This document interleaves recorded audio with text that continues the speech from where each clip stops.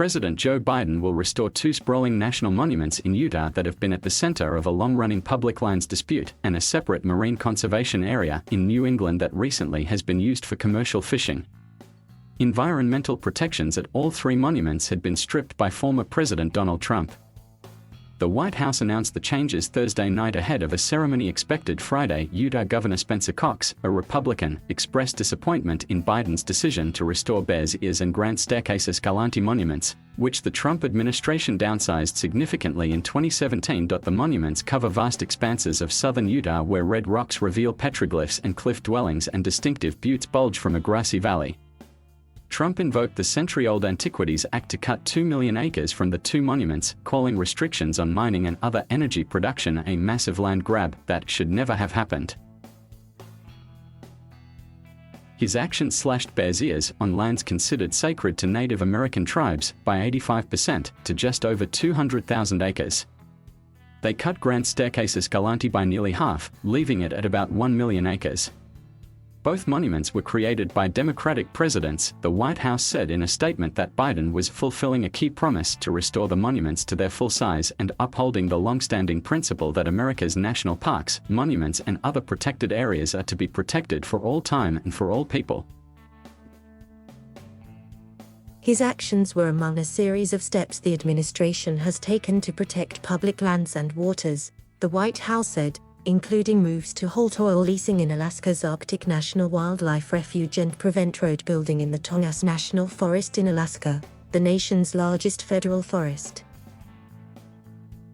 Biden's plan also restores protections in the Northeast Canyons and Seamounts National Monument in the Atlantic Ocean, southeast of Cape Cod. Trump had made a rule change to allow commercial fishing at the Marine Monument, an action that was heralded by fishing groups but derided by environmentalists who pushed Biden and Interior Secretary Deb Haaland to restore protections against fishing. Protecting the marine monument safeguards this invaluable area for the fragile species that call it home and demonstrates the administration's commitment to science, said Jen Feld, Ocean Campaign Director for the Conservation Law Foundation. Arizona Representative Raul Grijalva, a Democrat and chairman of the House Natural Resources Committee, also praised the Biden administration in a statement, saying restoring the monuments shows its dedication to conserving our public lands and respecting the voices of indigenous peoples. It's time to put Trump's cynical actions in the rearview mirror, Grijalva said. But Utah's governor called Biden's decision a tragic missed opportunity. The president's action fails to provide certainty as well as the funding for law enforcement, research and other protections which the monuments need and which only congressional action can offer, Cox said in a statement released with other state leaders. Utah Senator Mitt Romney also criticized Biden, saying in a tweet the president had squandered the opportunity to build consensus and find a permanent solution for the monuments yet again. Utah's national monuments are being used as a political football between administrations, Romney said Thursday. The decision to re-expand the boundaries of Bears Ears and Grand Staircase Escalante is a devastating blow to our state, local and tribal leaders and our delegation. Today's winner-take-all mentality moved us further away from that goal. Jennifer Rucala, executive director of the Center for Western Priorities, a conservation group, also applauded Biden's decision and said she hopes it marks an initial step toward his goal of conserving at least 30% of U.S. lands and ocean by 2030. Thank you, President Biden, Rucala said in a statement. You have listened to indigenous tribes and the American people and ensured these landscapes will be protected for generations to come. Trump's cuts ironically increased the national attention to Bears Ears, Rucala said. She called on the federal government to boost funding to manage the landscape and handle growing crowds. Haaland, the first indigenous cabinet secretary, traveled to Utah in April to visit the monuments, becoming the latest federal official to step into what has been a years-long public lands battle.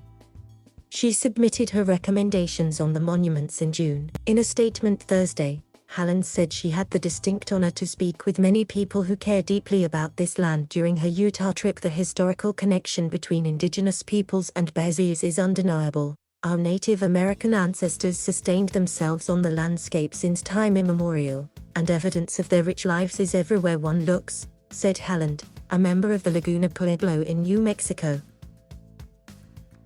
Former President Barack Obama proclaimed Bears Ears a national monument in 2016, 20 years after former President Bill Clinton moved to protect Grand Staircase Escalante. Bears Ears was the first site to receive the designation at the specific request of tribes. The Bears Ears Intertribal Coalition, which pushed for its restoration, has said the monument's Twin Buttes are considered a place of worship for many tribes. The group includes the Hopi tribe, Navajo Nation, Ute Mountain Ute tribe, Pueblo of Zuni and Ute Indian tribe. President Biden did the right thing restoring the Bears Ears National Monument, Sean Shappas, coalition member and chairman of the Ute Indian Tribe Business Committee, said in a statement. For us, the monument never went away. We will always return to these lands to manage and care for our sacred sites, waters and medicines. The Trump administration's reductions to Bears Ears and Grand Staircase Escalante paved the way for potential coal mining and oil and gas drilling on lands that were previously off-limits. However, activity was limited because of market forces. Conservative state leaders considered the size of both monuments U.S. government overreach and applauded the reductions. Environmental, tribal, paleontological and outdoor recreation organizations sued to restore their original boundaries, arguing presidents lack legal authority to change monuments their predecessors created. Meanwhile, Republicans argued Democratic presidents have misused the Antiquities Act signed by President Theodore Roosevelt to designate monuments beyond what's necessary to protect archaeological and cultural resources.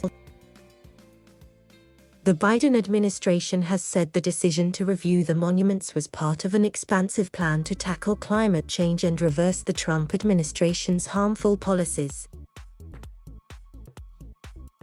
Thank you for watching. Please subscribe,